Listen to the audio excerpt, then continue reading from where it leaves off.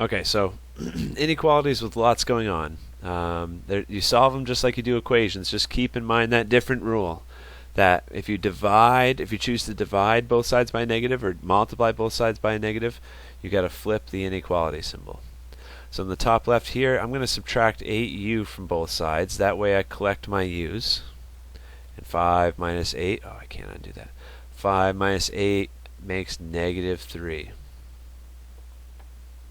And don't forget, you got a negative sign that's left over here. So now to get u by itself, I got to divide both sides by a negative 3. So that means I'm flipping the inequality symbol. So negative 21 divided by negative 3 makes a positive 7.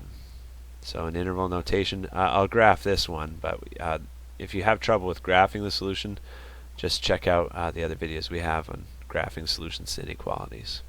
And then the solution in interval notation, the smallest number is 7, largest number is infinity. So over here, simplify this just like you would a normal equation. Distribute that minus sign.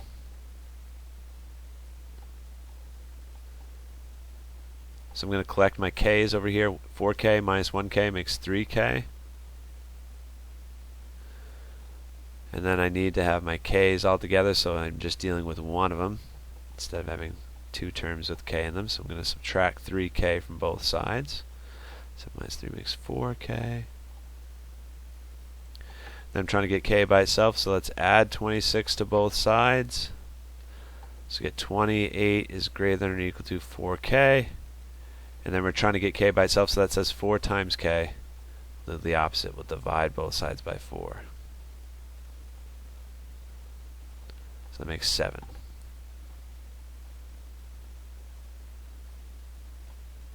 Okay, so this says k is less than 7 because the alligator is eating the 7. This is an equivalent way of stating the same answer. So you got to be ready for either way. As long as the pointy part is still pointing at the same thing, you can switch the order like that. In interval notation, the smallest number is negative infinity, largest number is 7. And so over here, you're going to want to check out the video I have on solving equations with lots of fractions in them, because the technique I'm going to use here is I'm going to multiply everything by 12. That way 3 fits into 12, 12 fits into 12, all the denominators fit into 12. It's going to cancel out all of our fractions.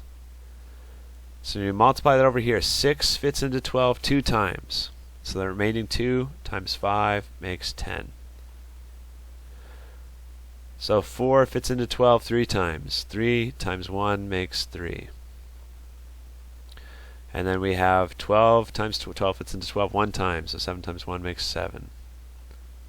And then 12 fits into, 3 fits into 12 4 times, so that remaining 4 times 2 makes 8. So there, we got rid of all the fractions. 10a minus 3a makes 7a. Well, this is going to be a weird one, because when we subtract 7a from both sides to combine them, look, we get this. 0 is greater than or equal to 8. That's not true, right?